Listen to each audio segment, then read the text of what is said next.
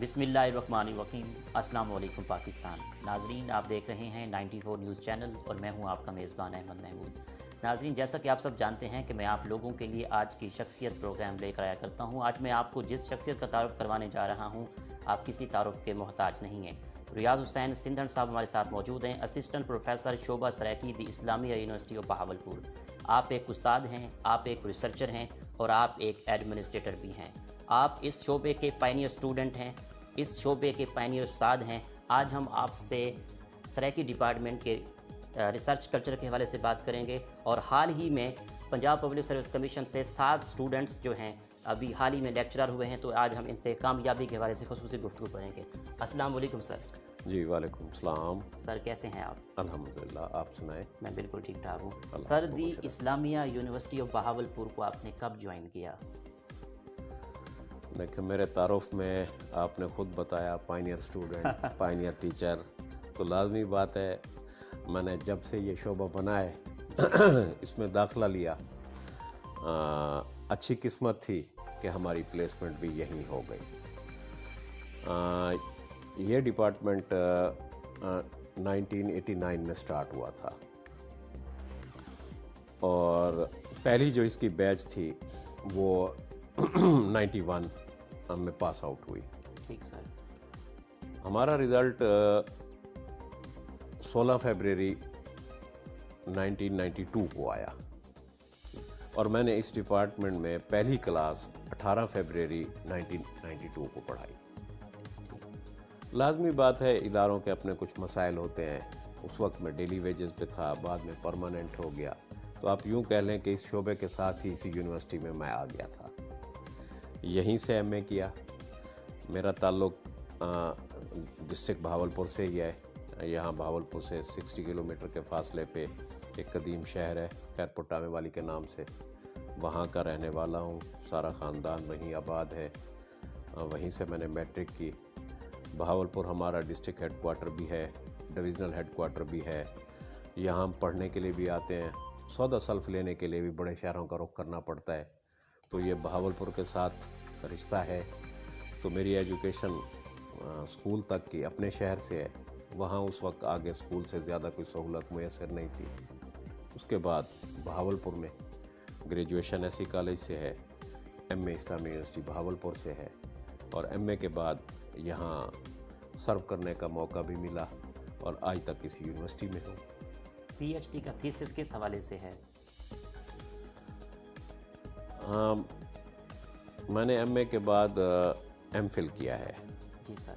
जिस तरह मैं इधर पायनियर स्टूडेंट हूँ ना इस्लामी यूनिवर्सिटी बहावलपुर में, जी सर, इसी तरह मैं ओपन यूनिवर्सिटी में भी पाकिस्तानी लैंग्वेजेस डिपार्टमेंट का पायनियर स्टूडेंट। ठीक सर।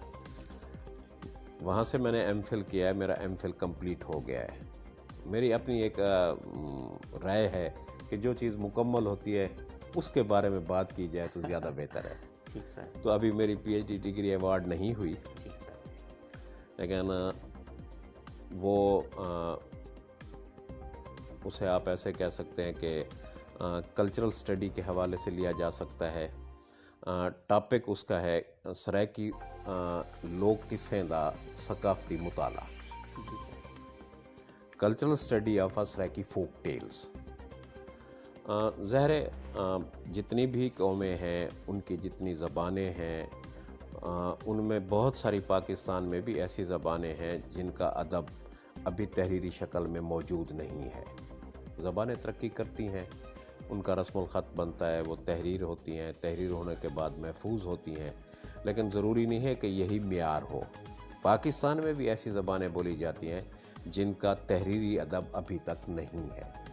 तो सराइकी ज़बान लिखी भी जाती है, पढ़ी भी जाती है, इसका 1000 साल का तहरीरी सरमाया महफूज है, लेकिन इससे भी ज़्यादा जो है ना, इसका लोक अदब का सरमाया है, जो नस्ल ब नस्ल, एक नस्ल से दूसरी नस्ल, दूसरी नस्ल से उससे आने वाली अगली नस्ल, उससे आने वाली उससे अगली नस्ल, जो सीना बसीना मुंतकिल होता है। ये जो सरमाया है, जिसे हम किसी भी कौम का इज्तमाई लाशऊर कह सकते हैं, इसे आम तौर पे हम लोक अदब कहते हैं। लोक अदब को जो है ना 2 हिस्सों में तकसीम करते हैं, जिस तरह अदब पूरे को करते हैं नसर और नज़म में। نثر میں ظاہر ہے ہمارے پاس قصے آ جاتے ہیں، نظم میں ہمارے پاس گیت آ جاتے ہیں۔ تو میرا جو ٹاپک ہے وہ سرائیکی لوک قصوں کا ثقافتی مطالعہ۔ ٹھیک سر، انشاءاللہ اگر کبھی دوبارہ بات کرنے کا موقع ملا تو اس وقت تک ڈگری آ جائے گی۔ ٹھیک ہے سر۔ پرسوں میں نے سرائیکی ڈپارٹمنٹ فیمیلز کا رزلٹ دیکھے پنجاب پبلک سروس کمیشن کے تھرو، اس میں 7 طلبہ جو ہیں ان لیکچرار سلیکٹ ہوئی ہیں، تو ان میں آپ کے ڈپارٹمنٹ سے میں کوئی ہے؟ یہ بہت بڑی کامیابی ہے۔ ہاں دیکھیں، یہ آپ کا ایسا سوال ہے کہ اس پہ میری کیفیات آپ مجھ سے سال بات کرتے رہیں وہ ڈیفرنٹ ہوگی، اور اس سوال کے حوالے سے میری کیفیت بالکل مختلف ہوگی۔ دیکھیں، ایک استاد کا، ایک ٹیچر کا، ایک تعلیمی ادارے کا، اس ادارے سے وابستہ تمام لوگوں کا جو اپنی پروڈکشن سے تعلق ہوتا ہے نا، ان کی اچیومنٹ سے ہوتا ہے۔ جی الحمدللہ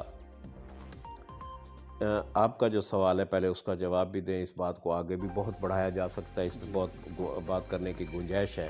جی تو یہ جو 6 اپریل کو پبلک سروس کمیشن نے رزلٹ اناؤنس کیا ہے نا فیمیل لیکچرر کا کالج میں سرائیکی ڈپارٹمنٹ کی، جی وہ 7 ہے۔ ٹھیک، ایک سیٹ تھی جس پہ انہوں نے اپوائنٹمنٹ نہیں کی، وہ تھی ڈسیبل کی، اس پہ کوئی کینڈیڈیٹ تھا ہی نہیں، ادروائز 8 سیٹیں تھیں، 8 میں سے 7 کا انہوں نے نوٹیفیکیشن جاری کر دیا ہے۔ ان 7 میں جو ہے نا 5 ہماری ڈائریکٹ اسٹوڈنٹ ہیں، 5 آؤٹ آف 7۔ اچھا، یہ بہت بڑی اچیومنٹ ہے۔ جی اور اگلی بات یہ ہے، مزے کی بات یہ ہے کہ ان 7 میں سے ٹاپ 5 جو ہے نا گریجویٹ آف IUB کہ 7 میں سے نمبر 1 2 3 4 5 جو ہے نا، وہ 5 کی پہلی 5 جو ہے نا وہ شعبہ سرائیکی اسلامی یونیورسٹی بہاولپور کی اسٹوڈنٹ ہے۔ مزے کی بات ہے، اب آگے اس کی تشریح کریں، جی ٹھیک ہے نا۔ وہ یہ ہے کہ میں آپ سے جو بات کر رہا ہوں، آئی فیل پلیئر، یہ میرے لیے انتہائی خوشی کی بات ہے۔ اس بات کو کرتے ہوئے میں، میرے کولیگ، میرے دوست، ہمارا نان ٹیچنگ سٹاف، ہمارا شعبہ، ہماری فیکلٹی، ہماری یونیورسٹی، اس سے وابستہ تمام لوگ انتہائی خوشی سے یہ بات کر سکتے ہیں کہ جی 7 میں سے 5 پبلک سروس کمیشن کا رزلٹ ہے۔ پبلک سروس کمیشن میں ہمارا نہ کوئی ایگزامینر تھا، نہ کوئی ہمارا پیپر سیٹر تھا، ہمارے اسٹوڈنٹ نے کمپیٹ کیا، اچھا رزلٹ لیا، یہ ہمارے لیے انتہائی خوشی کی بات ہے۔ اب مزے کی بات یہ ہے، جی ان 5 میں سے 4 ہماری اس وقت ریگولر اسٹوڈنٹ ہیں، چاروں MPhil میں ہے۔ ایک اسٹوڈنٹ ہے جو اس وقت ریگولر اسٹوڈنٹ نہیں ہے، ہماری ریگولر اسٹوڈنٹ تھی، اس نے MA کیا اور اس کے بعد اس کی ادھر اپوائنٹمنٹ ہو گئی۔ آج پتہ نہیں آپ آگے مجھ سے اس موضوع پہ بات کرتے یا نہ کرتے، ٹھیک ہے نا۔ تو آج کل جو بھی ہو رہا ہے، چل تو یہی رہا ہے نا کہ کرونا، ہم کووڈ-19 ایرا میں جی رہے ہیں۔ تو یہ جس وقت وبا آئی نا، تو لازمی بات ہے کہ ساری دنیا کو اس نے متاثر کیا ہے۔ اس میں ہم ایسے، میں اپنے علاقے کو پسماندہ کبھی نہیں کہتا، لیکن یہ ہے کہ ہم لیس پریویلیج لوگ ہیں، تو ہمارے ظاہر مسائل اور طرح سے تھے۔ اور اس رزلٹ کو دیکھیں تو میرے خیال میں اس پہ پوری یونیورسٹی، اس کی انتظامیہ، ہم سارے لوگ فخر کر سکتے ہیں کہ ہم نے جو پہلا آن لائن کلاسز لینے کے بعد رزلٹ اناؤنس کیا، دیکھیں نا، لاک ڈاؤن لگنے کے بعد، حالات خراب ہو جانے کے بعد، ظاہر تعلیمی پروگرام کو جاری رکھنے کے لیے ایک ہی راستہ بچا تھا کہ جی اب ہم آن لائن کلاسز لیں۔ لازمی بات ہے اس میں بہت سارے مسائل تھے، ایکوپمنٹ نہیں تھا، ہماری اپنی ٹریننگ بھی نہیں تھی، ہم میں بھی بہت ساری خامیاں، کمیاں، کوتاہیاں، ایون سرائیکی میں تو سب سے زیادہ کہہ لیں کہ جی آپ کہیں سے کوئی یوٹیوب کا کوئی چینل نہیں تھا جہاں سے آپ کو لیکچر ڈاؤن لوڈ کر لیں، آپ کے پاس ریٹن میٹیریل کہیں سے موجود نہیں تھا۔ لازمی بات ہے ہم جس اسکرپٹ میں لکھتے ہیں وہ نیٹ پہ اویلیبل نہیں ہے، اسٹوڈنٹ انڈیپینڈنٹلی باقی فزکس کا، کیمسٹری کا، بیولوجی کا، میتھمیٹکس کا، سائنس سبجیکٹ کے اسٹوڈنٹ جس طرح ان کو سہولت میسر ہے، وہ سرائیکی والے کو پاسبل نہیں تھی۔ ہمارے خود بھی اتنے وسائل نہیں تھے کہ ہم فوری طور پہ اس کو بنا کے اپنے اسٹوڈنٹ کو سپورٹ کر سکتے، لیکن اللہ نے کرم کیا، جو ہو سکا، اس کا رزلٹ بڑا مزدار آیا ہے کہ ہم نے جو پہلا रिज़ल्ट अब कोविड का चूँकि साल हो गया है, जी हमारे 2 सेमेस्टर हैं जिनका रिज़ल्ट हमने ऑनलाइन क्लासेस के बाद अनाउंस किया है। तो ये पब्लिक सर्विस कमीशन की जो एडवर्टाइजमेंट है इसकी लास्ट डेट थी अगस्त की। तो इस्लामिया यूनिवर्सिटी बहावलपुर ने जो ये कोविड इरा का जो पहला सेमेस्टर है उसका रिज़ल्ट अनाउंस किया था जून में। ठीक तो हमारा जो जून में पास आउट ग्रेजुएट है जी उसको ये अपॉर्चुनिटी थी, और डिसिप्लिन के लोगों को, स्टूडेंट को भी, जी उनको भी ये अपॉर्चुनिटी थी कि वो आगे अप्लाई कर सकते थे। ठीक। तो डेफिनेटली जहाँ और बहुत सारे डिसिप्लिन के स्टूडेंट्स ने अप्लाई किया वहाँ हमारे स्टूडेंट ने भी अप्लाई किया। जी जब हम रिज़ल्ट बनाते हैं ना तो उसमें first position, second position, third position, 3 पोजीशनें निकालते हैं। आमतौर पे तो यही होता है ना, gold medallist and silver medallist. जी अब हमारा जो है ना पहले पोजीशन जो थी वो गोल्ड मेडलिस्ट जो था वो मेल स्टूडेंट था, ठीक सिल्वर मेडलिस्ट फीमेल स्टूडेंट थी, और थर्ड पोजीशन पे फीमेल स्टूडेंट थी। जो फर्स्ट पोजीशन पे मेल स्टूडेंट था वो फरवरी में लेक्चरर लग गया through Punjab public service commission.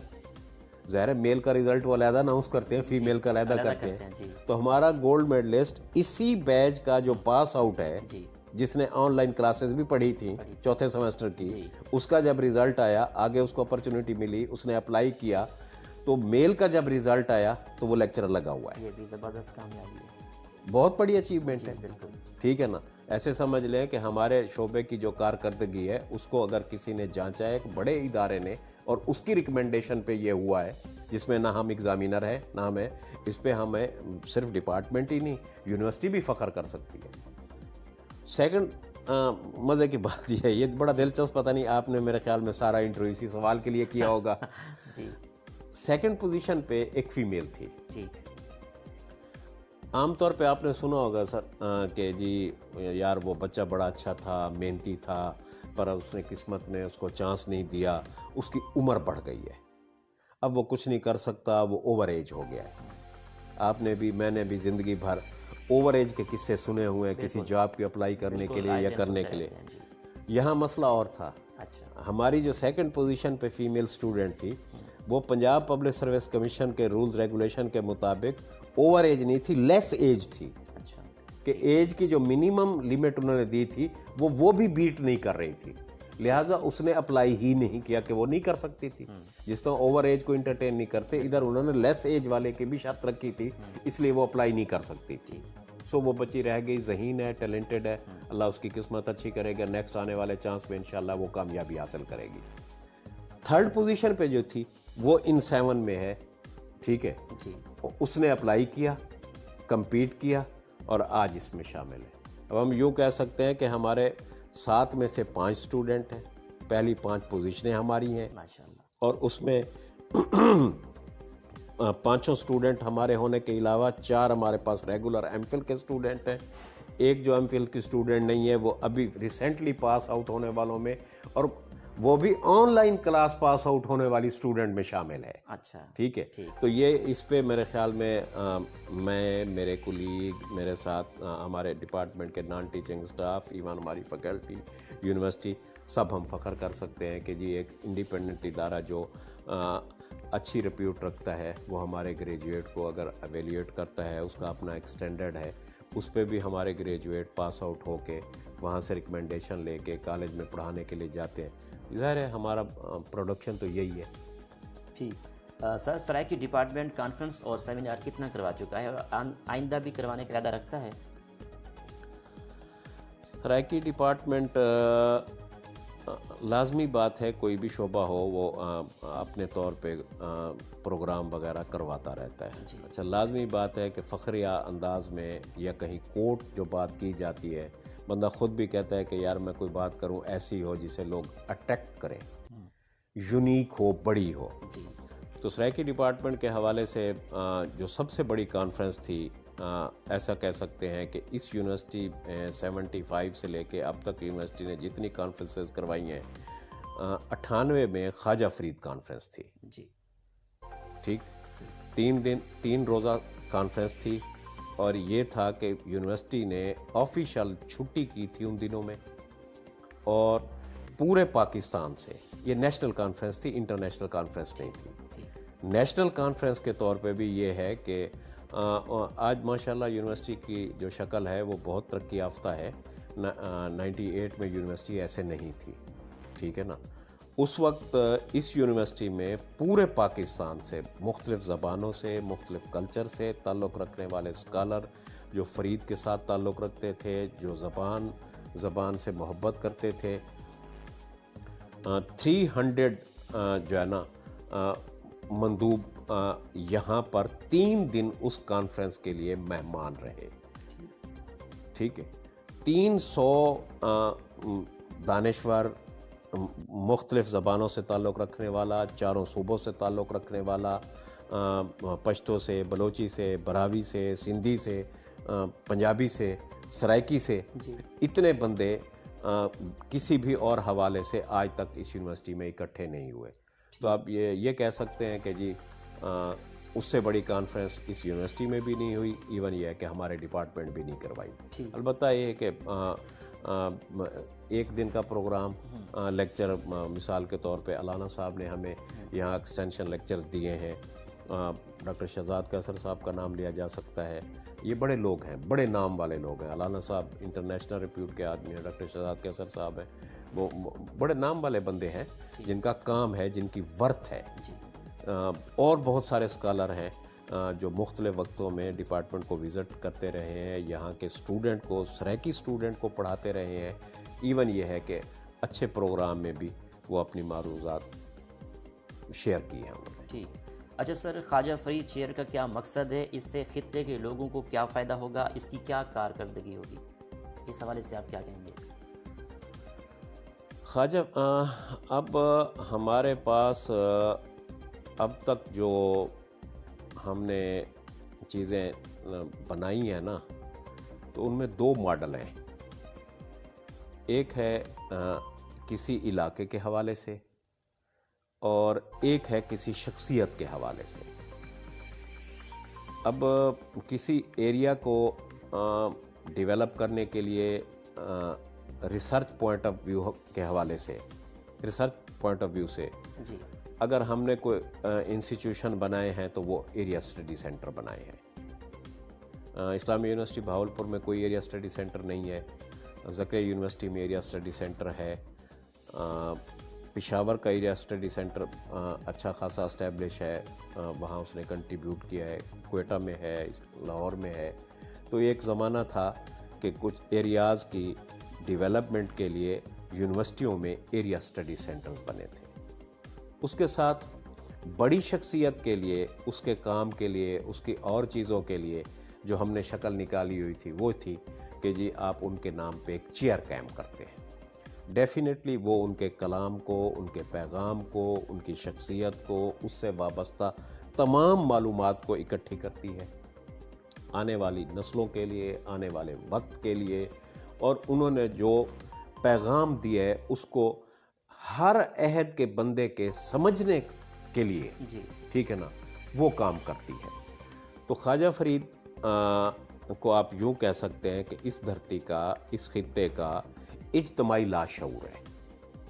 سو اس شخصیت پہ کام کرنے کے لیے، ٹھیک ہے، یہاں پر چیئر کا ہونا ضروری تھا۔ اور یہ بھی ہم نے 97 میں، 1997 میں اس کو سرائکی ڈپارٹمنٹ میں اسٹیبلش کیا تھا، اور 98 کی کانفرنس بھی اسی فورم سے کروائی تھی، ٹھیک ہے۔ ابتداً جو اس کا خاکہ بنایا تھا اس پہ کام ہوا، درمیان میں گیپ آ گیا، اس پہ کام نہیں ہوا۔ البتہ اتنا ضرور ہے کہ آپ فریدیات کی پوری تعلیمات، فریدیات کا پورا کام، ٹھیک ہے، کم از کم آپ یہ ایک بات کہہ سکتے ہیں کہ سرائکی لوگوں نے، اس زبان سے وابستہ لوگوں نے خواجہ فرید کے ساتھ اپنی محبت اور اس شخصیت سے وابستہ جتنا کام ہے اس کو اس سطح پہ کیا ہے کہ آج اقبالیات کے بعد فریدیات کہلائی جاتی ہے۔ ہم فرید کے سے متعلق معلومات، خواجہ فرید کے پیغام، اس کے کلام، اس کی تشریح، اس کے معنی، اس پہ لوگوں نے اتنا کام کیا ہے، اتنا کام کیا ہے کہ اب وہ خود ایک برانچ آف نالج کا درجہ ضرور رکھتی ہے جسے ہم فریدیات بولتے ہیں۔ 97 میں چیئر کا قیام کیا، تھوڑے سے پیسوں سے اوقاف نے کوئی تھوڑی سی معمولی سی گرانٹ دی تھی، خواہش رہی تھی کہ یہ ادارہ کسی طریقے سے اسٹیبلش ہو جائے۔ تو 98 میں موقع مل گیا، حالات مسائل ایسے تھے کہ کوئی ایک اچھا پروگرام ہو سکتا تھا، ہو گیا۔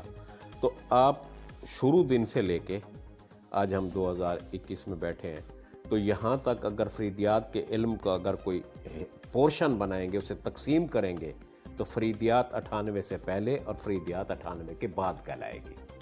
ٹھیک ہے، البتہ یہ ہماری خوش قسمتی ہے کہ موجودہ وائس چانسلر نے جب یونیورسٹی کو سنبھالا تو ان کا پہلا تعارف بھی یہی تھا کہ جی یہ خواجہ فرید یونیورسٹی سے کے وائس چانسلر تھے، وہاں سے یہاں پر دوبارہ وائس چانسلر لگے ہیں، وہاں بھی آلموسٹ ان کی تقریباً ٹینیور کمپلیٹ ہو چکا تھا۔ وائس چانسلر صاحب جب سے یہاں آئے ہیں یونیورسٹی میں کیا ڈیولپمنٹ ہو رہی ہے، ان کی لیڈرشپ کو کیسے دیکھتے ہیں آپ؟ پہلے سوال کا جواب ہی پورا نہیں ہو، دوسرا اتنا بڑا سوال آپ نے کر دیا، اس کو قسطوں میں کریں تو میں صحیح جواب دوں گا۔ ٹھیک ہے سر۔ تو یہاں جب آئے نا تو انہوں نے وہاں پر خواجہ فرید یونیورسٹی میں بھی خواجہ فرید کے حوالے سے اپنے لگاؤ، اپنی محبت اور اس شخصیت سے جو احترام کا رشتہ ہے اس کا اچھا اظہار کیا ہے۔ تو یہاں آنے کے بعد بھی انہوں نے یہی کہا کہ جی میں چیئر کو ری ایکٹیویٹ کیا ہے، اس کے لیے اس کی ایک باڈی بنائی ہے، اور وہ اس میں جتنا ایک سربراہ کو دلچسپی لینی چاہیے، ٹھیک ہے، وہ لے رہے ہیں، اور انشاءاللہ تھوڑے ہی عرصے میں فرید کے حوالے سے آپ کو یہاں اچھا کام نظر آئے گا۔ پہلا جو آپ کہہ سکتے ہیں نا، بہت ساری چیزیں ہوتی ہیں جن کے بارے میں بندہ بتا سکتا ہے، وہ کہتا ہے یار میں نے تو نہیں دیکھا، وہ کہتا ہے بھائی ہاتھ لگا کے چیک کر لو اس کو، جسے ہم مادی وجود کہتے ہیں۔ فزیکلی یہ ہے کہ انہوں نے یہاں پر اس کا انڈیپینڈنٹ آفس اسٹیبلش کیا ہے، ٹھیک ہے نا، جو کہ آج کے دن تک نہیں تھا۔ ظاہر ایک چیز وجود رکھتی ہے، پوچھو کہاں ہے، کہ بھائی جگہ تو اس کی کوئی نہیں ہے، لیکن اس وقت خواجہ فرید چیئر یونیورسٹی میں ہے، اس کا باقاعدہ دفتر ہے۔ یہ کنٹریبیوشن موجودہ وائس چانسلر صاحب کا ہے۔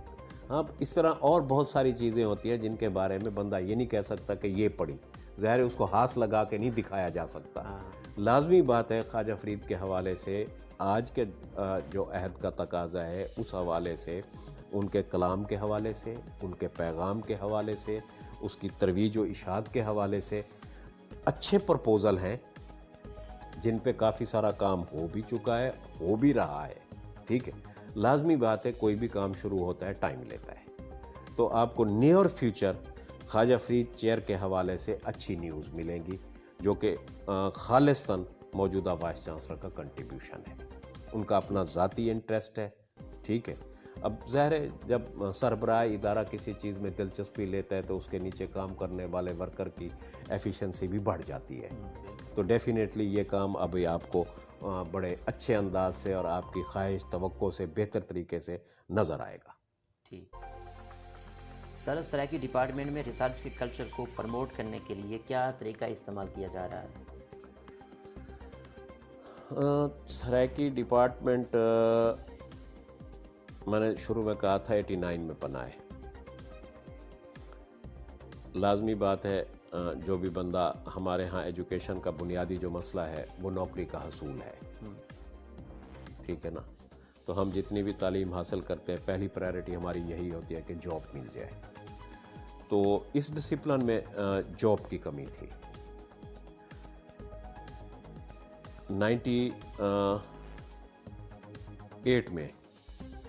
89 میں ڈپارٹمنٹ بنائے، اور 98 میں صرف 2 لیکچر لگے تھے، ایک ایس سی کالج بہاولپور میں اور ایک جو ہے نا بوسن روڈ کالج ملتان میں۔